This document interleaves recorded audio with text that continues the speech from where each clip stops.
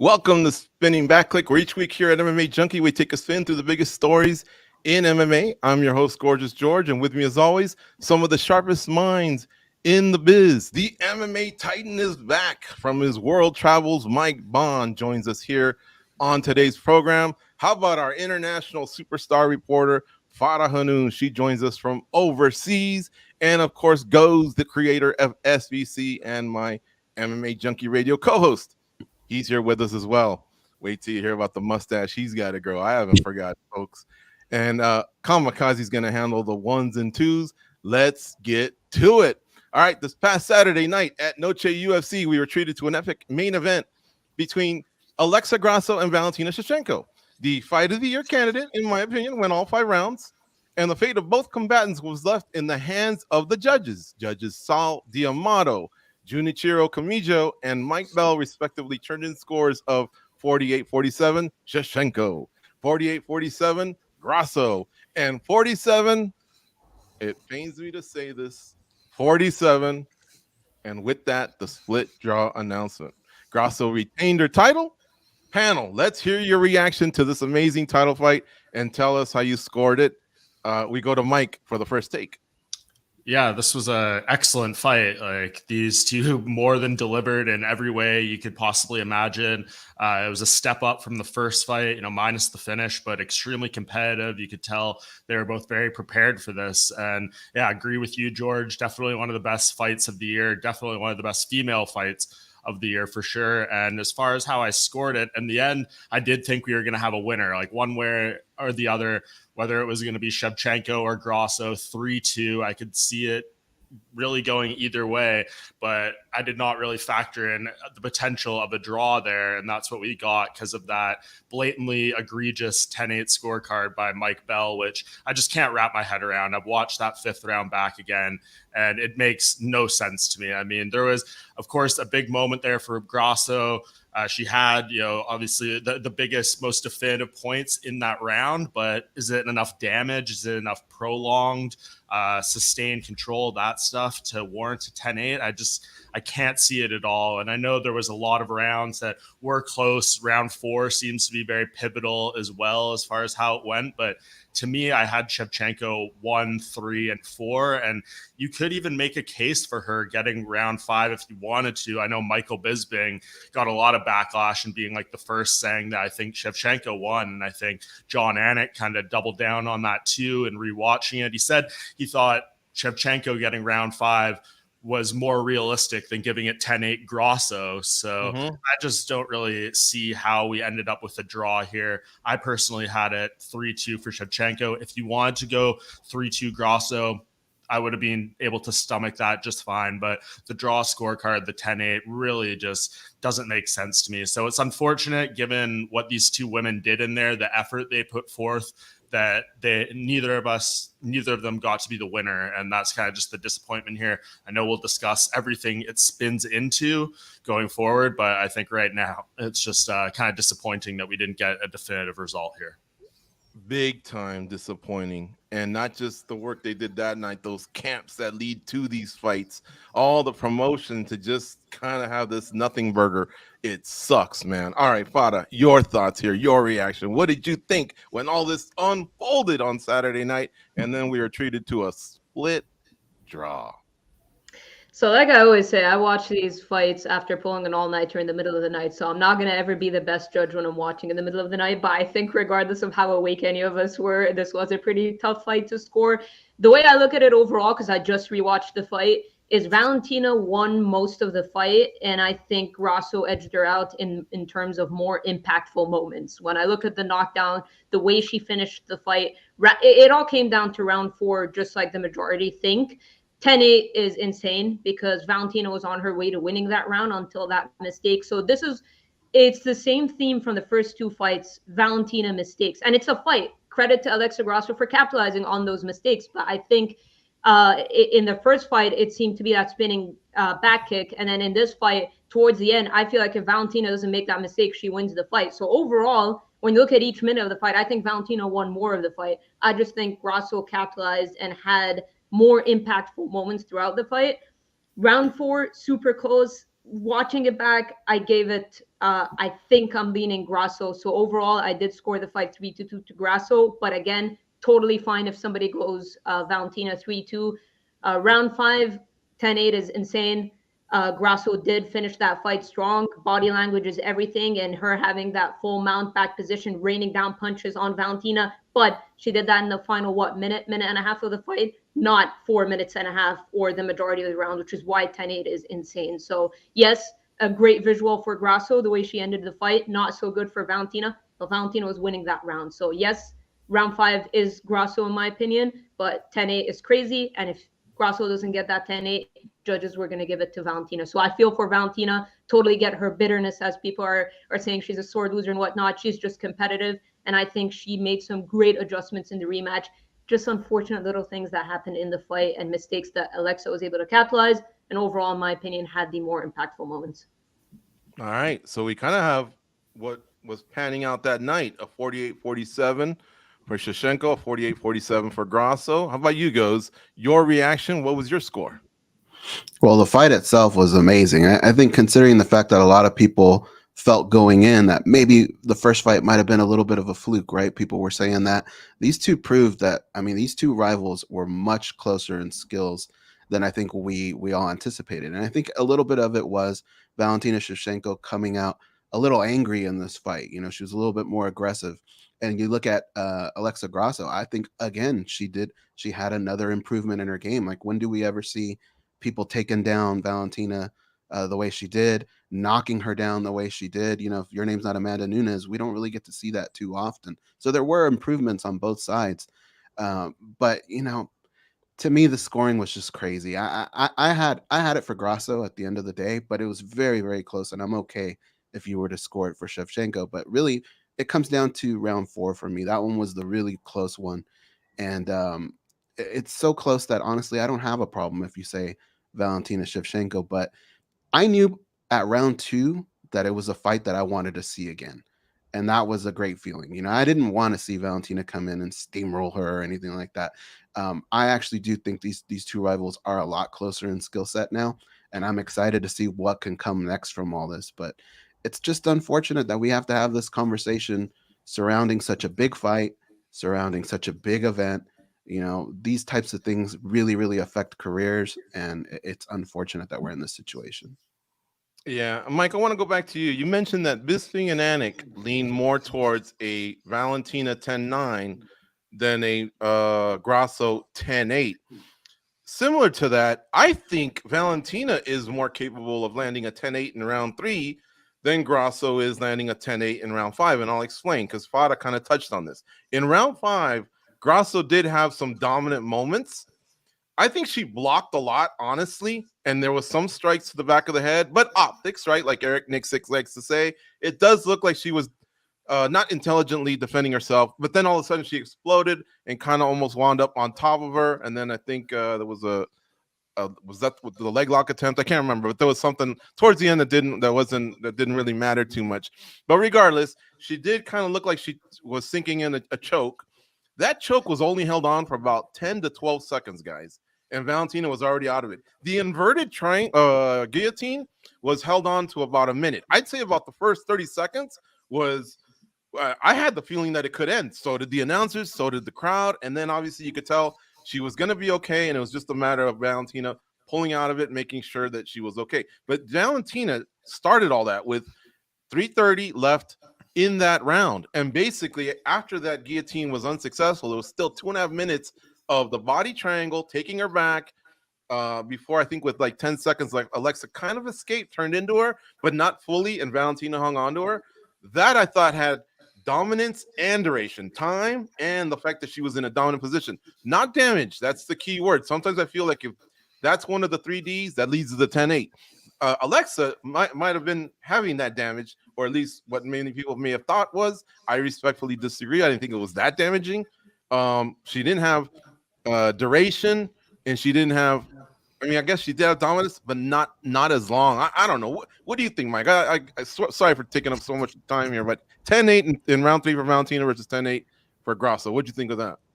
I mean, I don't think any of the rounds in this fight were 10-8 at the end of the day, right? I think that's what it comes down to. All of them were close enough, competitive enough. And I know that kind of in the modern era of the unified rules and how these fights are supposed to be scored, they want the judges to be more liberal with their 10-8s than maybe they were 5-10 years ago, things like that. But there's still a fine line there. And I think they kind of crossed it a little bit with going into the 10-8 realm here. I know that the way you just broke down those rounds, George, was very nice. And as a judge, maybe you want to distinguish a round, like you calling all these rounds 10-9s and something more significant happens in another round. And you want to say, hey, this is a 10-8 because it wasn't the same. And that's where people will start making the argument for like a half point system and things like that. So there is more tools at the judge's disposal. But given the criteria they have to go off now, the tools they have, at their disposal, I don't think any of those rounds should have gone into 10-8 territory. And I think when you circle back to that point that Bisping and Anik were making, I don't think it was necessarily that they truly believe that Valentina won that fifth round 10-9. I think they're just saying it's so egregious to call it a 10-8 for Grasso that, like, if you're wanting to make a case for one or the other, they felt there was a stronger case for a 10-9 for Valentina than the other side. And just want to address a comment from Zero Respect in the chat here saying you have to take the belt if you're the challenger. Valentina didn't do that. No, you don't have to take the belt. Every fight should be scored the same in terms of the optics of it. You shouldn't say, hey, this because it's a championship fight, I'm going to give the person who's the champion the 10-9, the benefit of the doubt, just because they're the champion and the challenger didn't do something that's definitive. The belt and stakes and things like that should not be coming into a judge's mind or anyone else's when judging a fight. You should judge the first prelim of the night under the same criteria that you judge the final main event championship fight. So that's my take on that comment as well. Mm-hmm. All right. Goes, let me give you this one because I think you've talked about this in the past when we've addressed open scoring. But Benny in the chat says, hey, guys, do you think that if the judges feel like they made a mistake in scoring one of the previous rounds, do they then try to correct it in the later rounds? In this case, the 10-8 for Grasso in the fifth. You know how we've talked about open scoring. If it flashed and the other two went one way and everyone's booing, you might feel inclined to go the other way. So can you address Benny's question here in the chat? Yeah, I mean, it's kind of like in basketball, right? The makeup call, we see that all the time. We see it in soccer, but I don't think that really happened in this particular instance. And that's kind of like the most frustrating thing about this whole situation, guys, is we always talk about accountability, and that definition, I think, is different for a lot of people. When a lot of people say accountability, I think some people think that means you got to fire a person or get rid of them. It's not always like that. A lot of it just comes down to tell us what you saw. Why is it that you were watching the same fight as everyone else, but came up with something else? Can you explain that to everybody? And we don't really have any of that. And that's what I think is the most frustrating part of all this, is it almost feels like sometimes they're a little too protected, these judges. But I could see something like that happening, just not in this particular fight and in this situation. It really is mind-boggling. Folks, as you can see, we take questions from the chat. Mike took one. I took one. I'm going to send this one to Fada. The better the question, lay it out for me, the easier I can get to it. If you want to sit there and be a jokester or whatever, hey, at least be funny, and maybe we can include you in the show. This comes from Purple Aki. There needs to be a total revamp of the scoring system, and judges have combat experience. Fada, I believe you said you think over the course of the fight, Valentina was the better fighter. Was that you that said that? Yeah, I just felt like she was winning more of the fight, is what I said. Like when you look at every single minute of the fight, which is not the way we necessarily judge things, but if you do, she was winning, in my opinion, the majority of the fight. Is just Alexa would capitalize on specific moments and steal those rounds off of her, which credit to her, right? Because optics, like you guys keep quoting Eric Nixick, like that's what it's about. And that's what round 5 for me was her ending. That's why for me, I couldn't give Valentina round 5.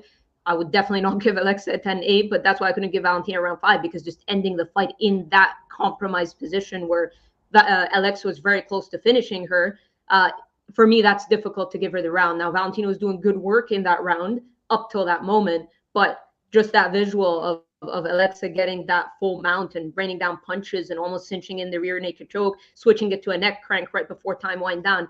There's no way in my eyes you could give Valentina that round. It's just, for me, 10-8s are being thrown around way too easily.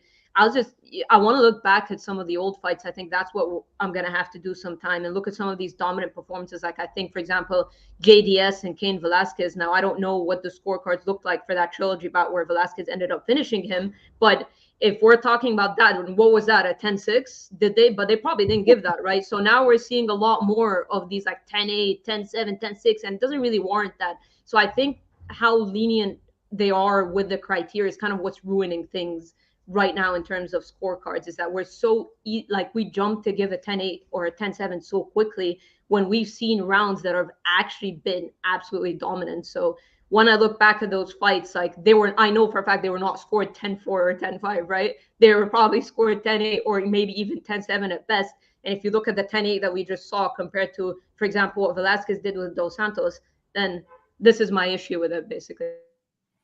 And I know it's subjective, guys, but in the MMA Decisions website, I went and checked out the other results, right? In the Knudsen fight, Bell, the judge in question here for the split draw, he had a 30-24 for Knudsen. Derek Miner, Brian Miner, I believe is his name, he had 30-27. So both judges said, oh yeah, Knudsen gets the round. But one judge said 10-8, 10-8, 10-8, while the other one said 10-9, 10-9, 10-9. That is, I guess I can appreciate at least them getting the right fighter compared to a 30-27 this way and 30-27 that way.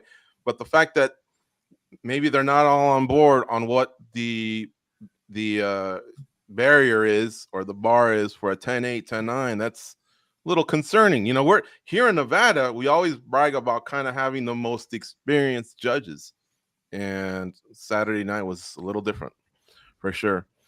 Let's move on. All right, topic 2. As stated earlier, the UFC took over September 16th from the sport of boxing here in Las Vegas. In the past, Mexican Independence Day has drawn many boxing fans to Sin City over the years, but this time it was the UFC that put on the show Noche UFC. The event delivered in the eyes of many that were live in attendance and those that watched from home.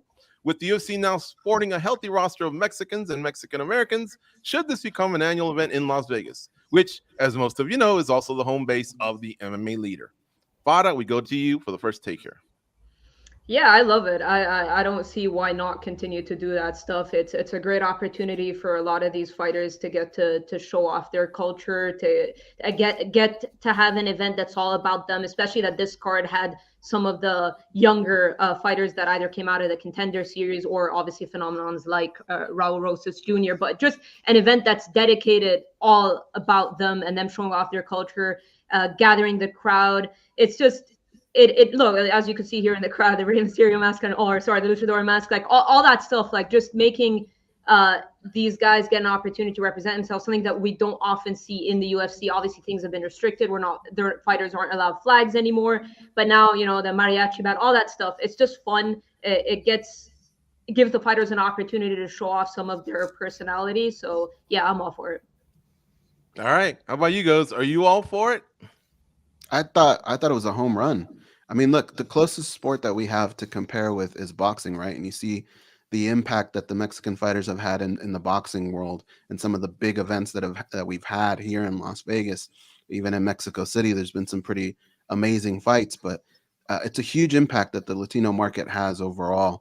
And so for the UFC to do this, I thought it was kind of cool because it let them get out of their shell a little bit, right? We're always talking about how every event looks the same, and this one kind of stood out. I thought it was a great idea. They promoted it really well. And the thing that I liked about it the most was it wasn't a pay-per-view. We didn't have to go out of our pocket to pay again. No pay-per-view. However, it had a pay-per-view feel to it. And that was a good feeling. If you were in the arena, the chants that the people bring together, the flags, all that was insane. Great mixture of fighters. But if you were at home, the vignettes that they ran, even bringing Brandon Moreno into the booth, these are all things that they don't normally do. And I like that they thought outside of the box. So overall, I thought Noche was a home run. Mm-hmm. And Mike, you strike me as the type of guy that's put down some Modelo's, Coronas, tequila in the past. You had to be feeling it as well, man. My Canadian brother. Yeah. Yeah, it was fun. Anything the UFC can do to differentiate their product when you're doing, 43 fight cards a year and make something feel special and unique is more than welcome at this point. We watch all these shows, and whether it's happening in a stadium in Brazil or Sweden or whatever the case may be, UFC Apex, anything like that. Obviously, the big distinction between these shows currently is like a UFC Apex show with no crowd or a couple hundred people, or like an arena show.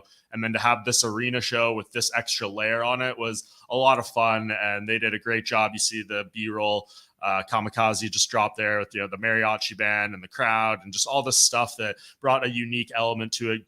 Broke down the list of things there really nicely. So yeah, I would love this to be like a yearly thing if they could do it.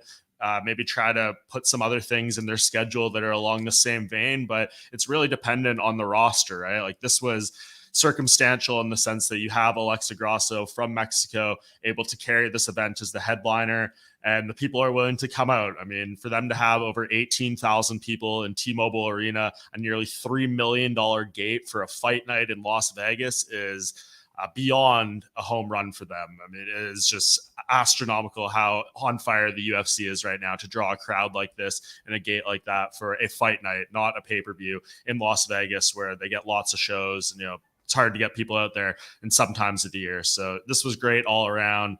More of it, please, as many of these types of things as you can possibly get, because it's a lot of fun. And it makes just the viewing experience when these shows can be very monotonous at times a lot more fun. The UFC used to have more themed events on an annual basis like the Super Bowl Saturday card the day before the Super Bowl, the New Year's Eve card, which was basically as close as they could get to the 31st, but basically, they've moved that up a little bit. Memorial Day, Labor Day. Now it's really more about International Fight Week versus 4th of July, but they kind of go hand in hand. You guys want to see more of that now that we're all kind of buzzing and gushing over what they did with Noche UFC? And if so, any specific ideas in which what they could do? Fada? Yeah, I mean, we were talking about this off camera, like Bastille Day, July 14th. I know the issue is that I don't know if it would land on a Saturday. It was just probably what the issue would be with a lot of these holidays, national holidays, but it would just be cool. I mean, after being in Paris and seeing that type of environment now, would there be that many French fans if it was in Las Vegas or something like that? No, but they could make it themed and just when they go to London, when they go to Paris, just target the dates. But again, so many football or soccer games and all that stuff that then concerts they have to weave around. So it's fun. It's fun. It's a good idea. It's just going to be a little bit hard to manage, but just the idea of a theme, I think I enjoyed a lot. How about you guys? Themes? You like them? Yeah, I love themes. Even if you go back to the Pride eras, right? They had their themes here and there. I think you could sprinkle in some of that stuff.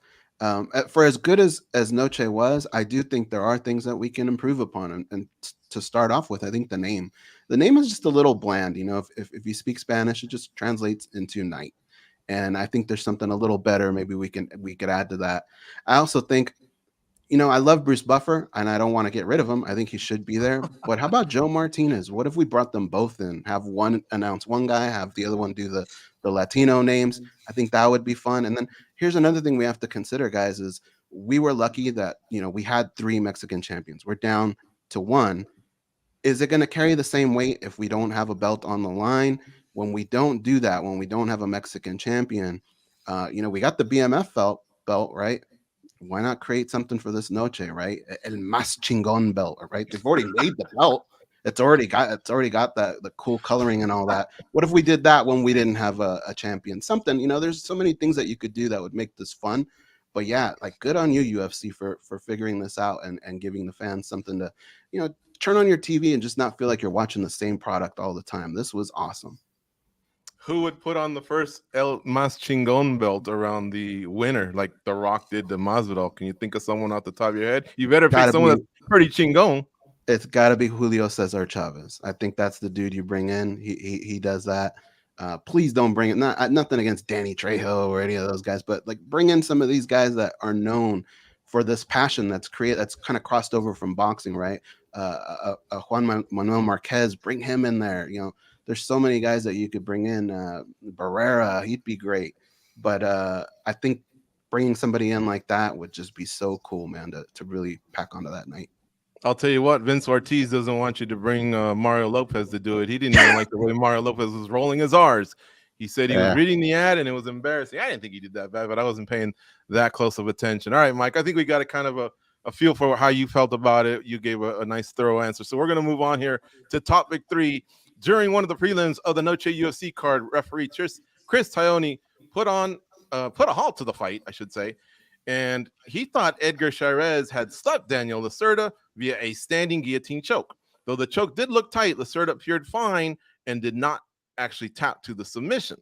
However, after seeing Lacerda's arm go limp, that's when Tognoni had stepped in to stop the fight, and he immediately saw and heard the disapproval of Lacerda and the crowd and probably the commentator booth. Dom Cruz, more specifically, was not in any way fired up about this decision. Now, cage side officials, they gathered afterwards. They used the video replay to overturn the result and declare it a no contest. No one got the dub, no one got the L, and no one got the win bonus. Panel, in your opinion, minus the stoppage, was this handled correctly? Goes all that do. Man, this situation is so difficult, because it's hard to, okay, if you put them back together, you can't really do it without giving somebody an advantage. And if you do that at the end of the fight, however it ends, somebody's going to have something to complain about, right? You can't put them back in the choke and just say, all right, make sure he's in the choke, but don't press too hard. Don't choke him too hard. Like you can't replicate where they were at. So I think if you put them back together, there's just going to be somebody complaining about an advantage. So at this point, not knowing the situation very well, look, we got out of it. Let's figure out what we can do going forward, because this situation, a lot of people have come down on Chris Tognoni, and I get it. It ruined the fight. But if you're in a fight party and say there's 20 people there, when that arm goes limp like that, I guarantee you half of that room is screaming, he's out. We've seen broadcasters do that before, right? It's just unfortunate that he wasn't. And maybe there was a little bit more that could have been done. But instead of really coming down on this guy, I think going forward, let's figure the situation out. How do we make it so that this doesn't happen again? Because these are two fighters that are affected in the pocketbook because of it. Their standings are affected. All the training camp that went into it. Luckily, they didn't look too bad. I think we can reschedule it. But I would say moving forward, you still do the Hulkamania arm, right? If it drops, if you're the referee, scream as loud as you can, give me a thumbs up, do it a couple times, because here's what's going to happen. If you only do it once, people are going to say, I couldn't hear you. The crowd was too loud. So really make sure. I don't see that there's too much damage if somebody's out from 1 to 2 seconds, right? And that's all it takes to scream that out. But moving forward, I think we do have to address this. Mm-hmm. All right. How about you, Mike? What did you think of this whole unfortunate sequence? Yeah, it was obviously not ideal from Chris Tognoni there, but I'm glad that they at least got it right. The ability to do replay review in Nevada and quickly rectify it. I wish, though, that there was a path to being able to just restart a fight like this. I know there is some complications there, mainly, in my opinion, like, Edgar was celebrating and jumping on the cage and being lifted up from his team to go back to a guy like that and be like, hey, you have to restart the fight now, when he's probably had an adrenaline dump of sorts from the celebration, that he's thought he's won and have to go back and restart the fight. I know there's some complications there, but I don't think it's like a timing thing. They got all this done, this replay review and all that, through in about 5 minutes or less. That's no longer than a break you're giving someone for a low blow, for an eye poke. So I don't think the side of it of being like, oh, it might be too long until the fight is restarted, I don't think that's really an issue. I think they can go through this really quick. So I would have liked to see that. I know that's a big adjustment and an amendment to the rules that would have to be made, but given the circumstances, we are dealing with humans in there. There's human error from judging or refereeing, as we've talked about on this program from the beginning. So you're going to have errors. It's not going to be perfect every single time in there, but there's things you can do to alleviate it potentially, and this was one of them. And going to the replay review, giving the fight the correct no contest it deserved, and then maybe you get a rematch in there. But it was certainly interesting. I think it made it worse, the fact that Dominic Cruz on commentary was like, he's going to stop it too early. He knew he had a perfect beat on that whole situation. And then the ref stopped it early, and we had the whole WTF face from Lacerda being like, what is going on here? And then the whole aftermath of it. So it's tricky, especially Chris Tognoni has a bit of a track record of some of the stuff going on in the past couple of years. So just not a great look for him again, but clearly the Nevada Commission didn't have too big of an issue with it or put too much blame because he was back in there as a referee 3 fights later. Yeah, and you know what's funny is we've all seen enough fights where when someone does drop their arm, if the ref doesn't get there in time, the commentators start shouting that he's out, that he's out, that he's out. And I'm not saying Dom's on both sides of that because we obviously have a ton of commentators. So some might do this, some might do that, or whatever. I'm with Goes. Tognoni did make a mistake. I thought Dom buried him pretty well. He pretty much said everything that, except that he stunk like what, cigarettes and booze or something like that. But you know, he went in on him well, but he backed up his point because, like Mike said, he stated prior to the stoppage that that's exactly what was going to happen. So I do give him credit there for doing his homework and you know, at least backing up his strong stance. All right, Fada, what did you think of all this madness? Yeah, I think two things, like just restart the fight, and I think it would have kind of solved everything. They didn't have to go back with half their paycheck, both of them. And also to give Chris Tognoni a little bit of benefit of the doubt, Lacerda's hand did kind of go limp, but he just should have checked one more time. That's all he needed to do, because then I think nobody would have argued that if he kind of shook his hand twice and didn't get a reaction and stopped it. I think people would have been okay with that. But that's all he kind of needed to do, just one more little nudge in the arm, and that's when that was the opportunity for Lacerda to go like, no, I'm good, or put a thumbs up. But if you see in the visual here, like he kind of shakes his hand and it kind of goes limp. He doesn't move at all. And then the second he breaks up the fight, Lacerda's looking at him like, what on earth? And Lacerda's 0-4. He's essentially fighting for his job. He just should have checked one more time is all he kind of needed to do. I think he was just quick to jump. I think refs sometimes are probably a little worried about the whole you're letting him take too much damage. We've seen refs get a lot of crap for that as well. So I think he should have just nudged them one more time. And if they have the ability to review, which they did, just let them continue. Put them back in that position. Maybe not in that guillotine choke, because then would be a little bit harder for him to fight it off, but just give Chairez the advantageous position and continue the fight. I don't see why not. Better than us having this whole discussion, right? Yeah, but you're right. The second time, I think, would quiet probably the other 90% of complainers for sure that he went 2 times. We don't need WWE. We don't need the Hulk Hogan third time. But yeah, a second time, I think definitely would help. And I did want to say this, and I know Mike wants to chime in, so maybe Mike, you can take this. But in the Lawler-Askren fight, didn't we have something similar where Askren's body language was one of, you know, I'm out. I think it was that we call it a school dog choke. And we had kind of a similar controversy, but it didn't blow up like this one. Mike? Yeah, it was Lawler on the other side, but yeah, I know that one was obviously tricky. And again, these things are going to happen. It's hard sometimes. You're in the heat of the moment. You think maybe someone's unconscious for a second, but when you're talking about, like, it's one thing when you're talking about like a joint submission, a knee, an elbow, something like that, like how quickly it can go from super dangerous, long-term damage. When we're talking about blood chokes, it's not quite the same thing, right? Like a guy can be out for an extra second or two. Of course, you don't want something, horrific like you've seen on like regional scene clips where guys are out for 30 seconds before the referee acknowledges that. You don't want that. But when you're talking about a blood choke, I think it's better if you let the guy go out and he doesn't tap and he wants to go out, or girl, that's their choice. And then you kind of let it go from there. And it's much easier to not have so much concern about the prolonged damage there. So yeah, there's plenty of instances of situations like this. Obviously, Askren versus Lawler was one of those as well.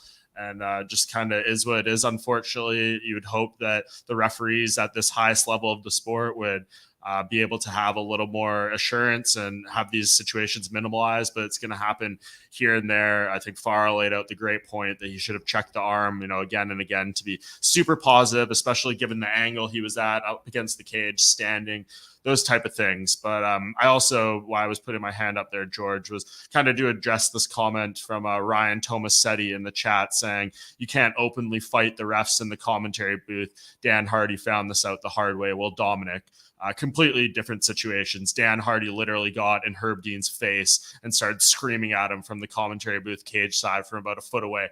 Dominic just gave his opinion on the broadcast. He wasn't yelling at the ref. He didn't make it a personal thing. So this is very different. And that's just one of the many layers of why Dan Hardy's relationship ended with the UFC.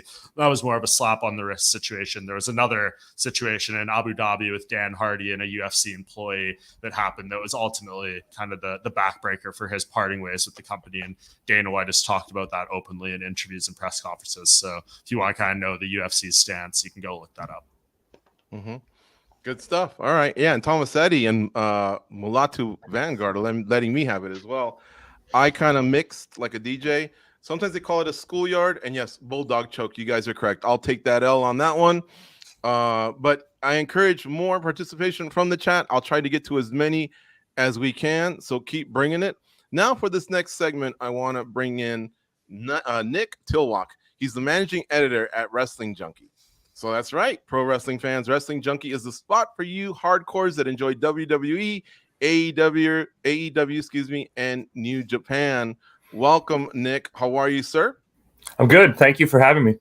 All right. Well, thank you for being part of this panel when we get to this topic here, which was a little bit earlier in the week, but still it was major news.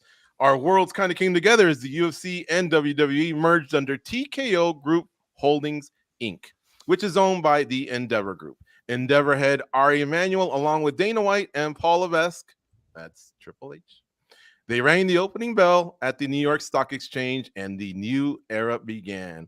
Both sides have expressed excitement about the union. My question to you lot is, which company has more to gain from the other in your view? Nick, why don't you go first?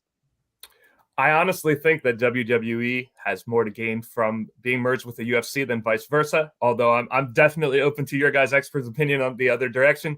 I just really think that from the business standpoint, analysts have said for a long time that WWE has a lot of corporate sponsorship potential that they haven't tapped into. And obviously being under the Endeavor umbrella and what Endeavor has helped UFC kind of unlock in that area can now be done for WWE. One of the things that we talked about on the Wrestling Junkie Slack over the past week was if you look at the Octagon, it's filled with advertisements. Obviously, UFC is an expert on getting corporate sponsors to buy into their product. And WWE is just really kind of scratching the surface of what they can do. They've had some big in-event sponsorships over the past year with things like Slim Jim and Mountain Dew and Cinnamon Toast Crunch, but those are really they're not the experts at that yet. And one of the things that everybody involved in this has said is, hey, Endeavor can help WWE unlock this potential that it has. Now, is every corporate sponsor that sponsors UFC going to want to sponsor WWE? No, of course not. So it could be some overlap and some new sponsors, but that's something that WWE can certainly learn from UFC, and I think something that we'll see very soon. All right. Well, we'll definitely come back to you. Good stuff there to start things off. Let's go to a cinnamon toast expert like Goes, who can maybe chime in. Do you agree with Nick? Are they going to benefit more from us, or are we going to get them? Easy, George. Don't make me snap you like a Slim Jim. Look, I think when you look at World Wrestling Entertainment, you have to focus on one word in there, and that's entertainment. That's something that the UFC has lost a lot of over the last couple of years with the Reebok deal, now Venom coming along. Every fighter looks the same. Nobody really stands out. A few are able to do that, but not all of them.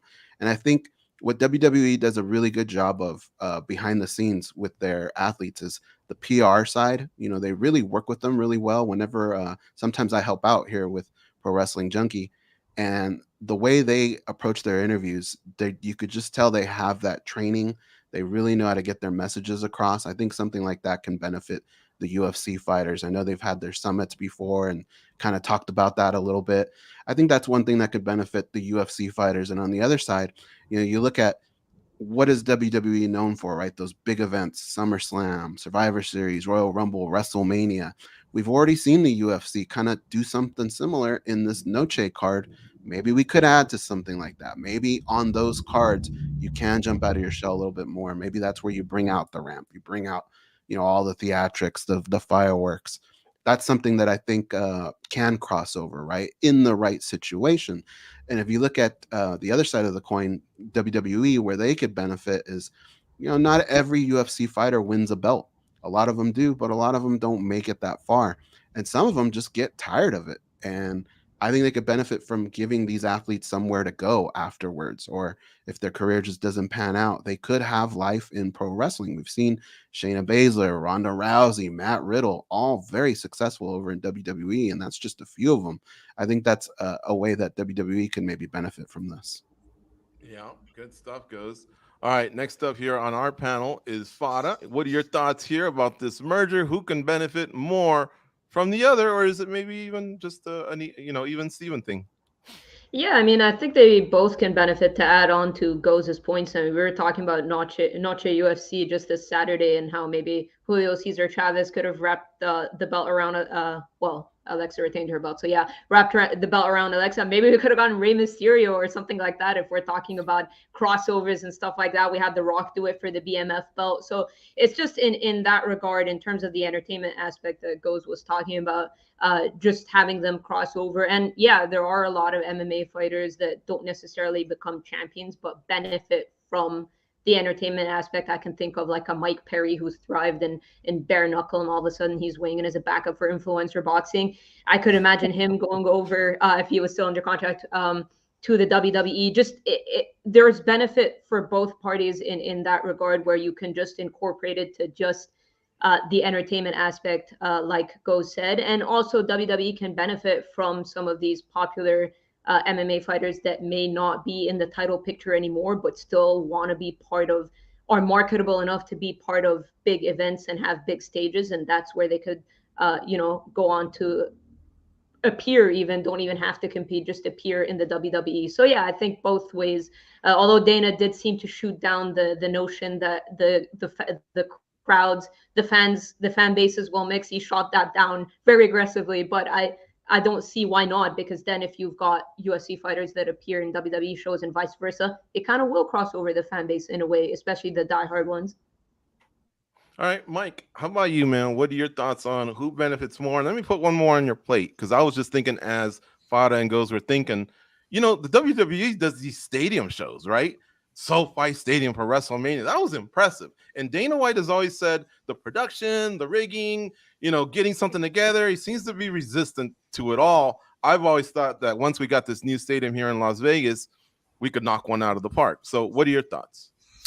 Yeah, I guess I can answer that first one, or last one first. And that's more so just, I think it's just kind of a difference in philosophy. Like Dana White has always really embraced the arena style show. He thinks it's the best viewing experience, where his like massive stadium shows have kind of been an institution of WWE since like its inception very early on with the WrestleManias and stuff. So they've kind of accustomed their fans to that, maybe knowing that you might get in the door for like the furthest away seat, and you might look like you're watching two ants wrestle on a matchbox from far away, but it's still all about the environment and the atmosphere and being part of those walkouts and big moments and stuff. So I think the WWE fan is more conditioned, but I think it all kind of ties together, right? Like the biggest thing to me with this whole thing is just like the brand synergy behind the scenes and how the Endeavor is going to try to sell this TKO group, combined to whether it's television rights coming up in the next few years when there's going to be similar alignment to when UFC's ESPN deal is up and when the WWE rights are up, and they might try to package them together to a network, to a streaming service, maybe go into the venture on their own type of platform that combines both. There's a lot of possibilities here, and they've talked a little bit about too, like selling, on the road events. You go to X city in whatever country and say, hey, we have a full weekend of live events here. We can do a SmackDown on Friday night, a UFC show on Saturday night, and maybe a WWE pay-per-view on Sunday. You give us the site fee for the whole weekend, a huge dollar in the UFC's pocket, or Endeavor's pocket rather, and they bring this whole weekend of show that elevates the economy of your city and brings people in, staying in hotels, restaurants, all that stuff. So to me, it's more like behind the scenes stuff. I know someone asked here in the chat, like, could we see hybrid events? I don't think we're going to see hybrid events where it's, an MMA fight 1 minute and a wrestling match the next minute, but I think you might see hybrid weekends that I kind of just explained there. So there's a lot of layers to this, but I think most of all, it's going to be like Ari Emanuel showing what he is really best at historically, and that's being able to package certain things like this and being able to sell them to whether it's sponsors, live events, television, all these different things that maybe the casual fan doesn't necessarily care about because they're not seeing it in front of their eyes as much. It's more the business side. All right. Nick, you brought up names like Shayna Baszler they were brought up like Shayna Baszler and Ronda Rousey, Matt Riddle, a few others. How big were they? You know, we kind of observe from a distance and see maybe one of them get their hand raised. I mean, you don't have to answer on Ronda's behalf because we know she was a star, but how about some of the other ones? Like they can't all be slam dunks on the superstar level, right? No, I don't think that being a star in UFC is automatically going to make you a star in WWE. I'd actually argue that Ronda Rousey has been overall maybe a little bit of a disappointment in that respect. I think that WWE expected, and certainly when she was first brought over, she was a big deal. Crowds reacted to her very strongly. But I think as time went on, that kind of wore off a little bit. And I don't think that she might have been as big a draw as WWE is expecting. Of course, the gold standard is kind of like Brock Lesnar, right? Because Brock was a huge star in both, and I don't think everybody can get to that level. That being said, I do think that there is a certain amount of notoriety that any successful UFC fighter is going to bring to WWE, get some extra eyeballs on them that might not care about them if they were just brought up through pro wrestling. So I think it's always worthwhile. And I definitely think now that the merger is in place, those kind of things are going to be easier going forward. Nick, I got a question from the chat from Ryan Tomasetti. I think it's a good one. Back in the day when I was growing up, the TBS channel was launched, and they would have, I think it was either NWA or WCW. I can't remember, but it'd be kind of in a small arena. He was saying, could you see the UFC maybe doing stuff at the Apex? Have they gone that route, or are they mostly arenas and stadiums? No, I think for WWE, they're going to be all in arenas and stadiums. And actually, they've been making a push toward more stadium shows. That SummerSlam is now exclusively in football and baseball stadiums. Some of their other pay-per-views are going that way. Sorry, they call them premium live events now. But there'll always be pay-per-views for those of us who have been around for a long time. And I don't think I can see WWE doing things small. They're always going to be pushing to go bigger from now on. Mm-hmm. Nick, tell us a little bit more about Wrestling Junkie before we let you go. You know, I mentioned you guys covered WWE, New Japan Wrestling, AEW. What else does the site have to offer a pro wrestling fan? I think that along with like news and reports on the latest weekly shows for both WWE and AEW, one of the things that I think that we're very proud of, having just launched last year, is that we help put things in perspective. We tell you why things are important, why things are happening the way that they are, some informed speculation on things. We also offer the Under the Ring podcast with Phil Strum as host. Phil's been covering wrestling for over a decade, has a lot of good connections, talks to top stars from WWE and AEW and the independent circuit all the time. So we kind of try to provide, we're a small team, but we're trying to provide a lot of different ways of looking at pro wrestling. And we think a lot of people will have fun checking it out. Well, I know I have. And again, thank you very much for what you guys are doing over there. There's, I think, a lot of crossover. I think at first maybe there was more of a dividing line. Same thing happened with boxing. But I've seen a lot of pro wrestling fans merge over to our site. And I know a lot of our sites, or a lot of our fans, the MMA Junkie fans, have been excited about Wrestling Junkie. And I want to thank you for stopping by today's show. Hopefully we can do this more often because I anticipate more of this crossover type of news happening in the future. Yeah, thank you very much. Thank you, UFC and WWE, for merging and letting us have a reason to do this legitimately. Mm-hmm. Oh, by the way, hey, who do you think is the next superstar in our sport, Nick? What, from UFC? It doesn't matter what you think, Nick. Beat it. I walked right into that. That's right. Thanks, Nick. See you, man. All right, take care. Thank you. All right, and folks, we continue here with Topic 5. Man, Nick's gonna hate me. I was kind of a jerk there. All right, it's been a few weeks since UFC 292 in Boston, where Sean O'Malley defeated Aljamain Sterling to become the bantamweight champion. Sterling has continued expressing his desire for an immediate rematch in the stacked bantamweight division. However, recently saddled up to former champion in the middleweight division, Israel Adesanya, his similar status. Adesanya, as you know, lost his title at UFC 293 a few weeks ago, but he's kind of received support from Dana White in terms of the possibility of running it back. What do you guys think of the Funk Master's position? Fair or foul? Fada, it's up to you. I get where he's coming from when saying that if the UFC give Adesanya an immediate rematch, why not him? Because if you look at it in terms of credentials, I mean, people were talking about Aljo potentially being the bantamweight GOAT. He's got most title defenses in the division's history. He did get caught. I think it was a good performance from Sean O'Malley. It wasn't like Aljo was like dominating, then he got caught. I think overall we can't take anything away from Sean O'Malley's performance. Adesanya, on the other hand, it was a pretty lopsided loss to Sean Strickland. I think from a business perspective, I get why the UFC would say Adesanya potential rematch, even though Dana seemed to walk that back a little bit. He said, I didn't say that necessarily. I said there were options, blah, blah, blah. But in my opinion, respectfully, I don't think either should get an immediate rematch just because we've got a clear-cut number one contender in both divisions, in Dricus du Plessis and in Merab Dvalishvili. So when you've got a situation like that where these fights, we're not talking about Grasso and Shevchenko, because then we've got Manon Fiorot and Aaron Blanchfield, who are clear contenders that have to potentially wait. I don't hate the idea of a trilogy there because there's a lot of controversy. There's no controversy in these fights, and we've got two guys, potentially more contenders even, waiting in the wings for their shot. So I get where Aljo's coming from and saying, well, if you give it to Adesanya, he just did recently get his immediate rematch against Pereira. Why not give it to me? But respectfully, I don't think either necessarily warrant an immediate rematch. I think the divisions, both of them, need to move on. Okay. Goes, how about you? Fair or foul? I think what he wants is fair. I think the way he went about it is foul. We say this week after week here on the show. It's consistency. We want that across the board in all situations. For me, that post-fight interview is so important, and I wish he just would have started to lay the foundation for that a little bit sooner. I think he would have had a stronger case, and we wouldn't have been jumping around to everything else that kind of makes sense at this moment. Like, I get it. You can't discredit Aljo.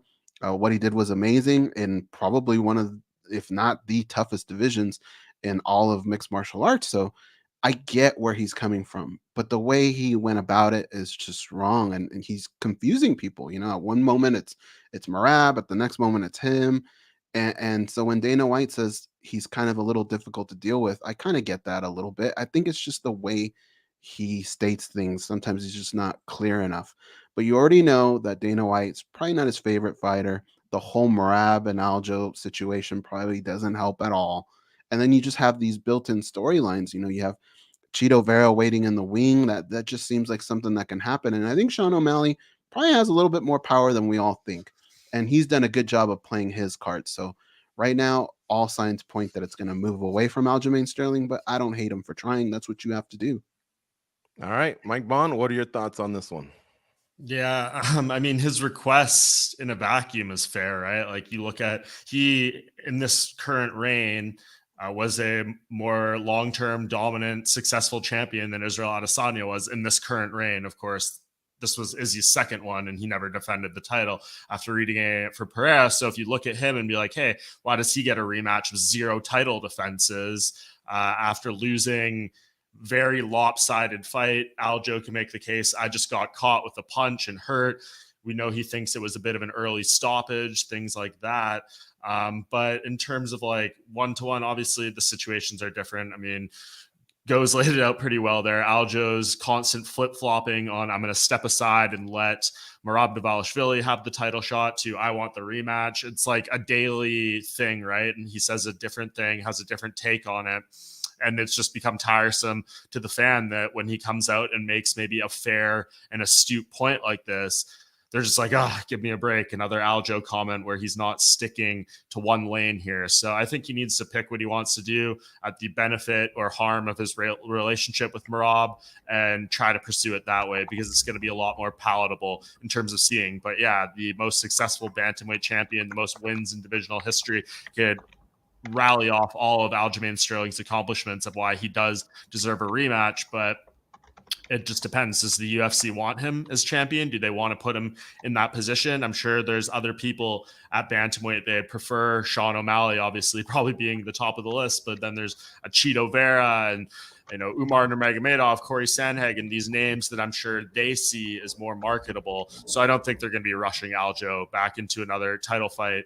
until he maybe gets a win. Whereas Izzy, we clearly know how they feel about him. He has documentaries coming out. He's on the cover of the video game deluxe edition and is clearly one of the UFC's marquee stars and a pay-per-view draw for him. So for him to get shoehorned into a rematch where, for the reasons Farah explained, he probably doesn't deserve right now, given the length of his reign and how definitively he was beaten by Sean Strickland, it just doesn't add up. So two completely different situations. I know Aljo sees an easy opportunity to make the connection here, but we know the UFC, if you've been watching the sport long enough, if you've been following the decisions they make, they are case by case. There's no consistency, and it just completely depends on who you are and the circumstances around you at the given time.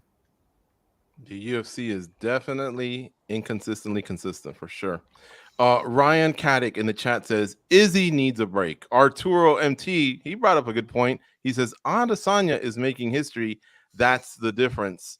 And like Mike pointed out, so did Aljo. Aljo had a historic run, but Izzy's making history, I think, when you package in the whole brand of that fighter.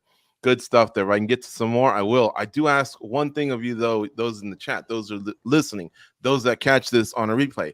Hit the like and subscribe button. It triggers the algorithm, which gets us in the eyes, in front of more eyes, and allows us to continue blowing up this show. So please hit the like and subscribe, because it's an awesome channel with a lot of content. And by the way, in less than 5 minutes, as we end this show on a separate stream, you will catch the Dana White Contender Series weigh-ins for this week. Let's hammer some quick ones here, guys.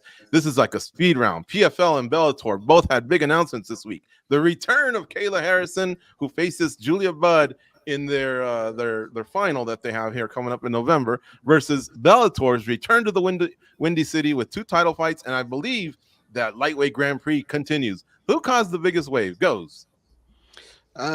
Don't get me wrong. It's great to see Kayla Harrison back in action. Anytime you hear that, it's great news. It's just the opponent, it just kind of falls a little flat. With Bellator titles, Grand Prix, I think that just carries more weight. I think they won that announcement. All right. Mike, what do you think? I don't know if either of them cause waves, to be honest. I think maybe you're in a lake and you just got a little splash on the shore. All right. How about you, Fada? I mean, if I had to pick one, just because I think the Patchy Mix and Sergio Pettis fight is going to be a really good one, so I'm excited about that one. So I'm going to go Bellator. Yeah, I like that one too. All right. Kevin Holland, he stated he would have fought in Australia the week prior at UFC 293 if the UFC paid his taxes. And after seeing John McDessie's post regarding his financial statement pertaining to UFC 293, was Holland right?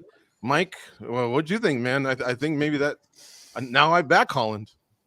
Yeah, I mean, this is a much more complicated topic, but people were criticizing that card in Australia for being a little bit thin on the name value. You now understand why it is not a desirable location for any of these fighters to travel to. Kevin Holland may say one thing.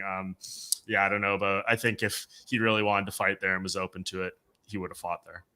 I think I could have sworn I seen like a 45% deduction, man. Yeah, and I mean, there's different takes. I saw, Ali Abdelaziz, for better or worse, what you think of him as a manager. He did respond saying, you do this correctly, you fill out this stuff, you should be able to get a lot of that reimbursed. So maybe it was the UFC failing to communicate exactly what John McDessie had to do. Maybe it was him, his management team failing on how they need to work things out. Hopefully he can reimburse some of that money, because that is a devastating tax. All right, we're up against the clock, so I'm just going to give this last one to Fada. The reaction to Sean Strickland, his win, it just kept rolling all week. Ben Askren had an interesting take, though. He said Holly Holm's upset of Ronda Rousey is the bigger upset than Strickland over Adesanya. Do you agree, Fada?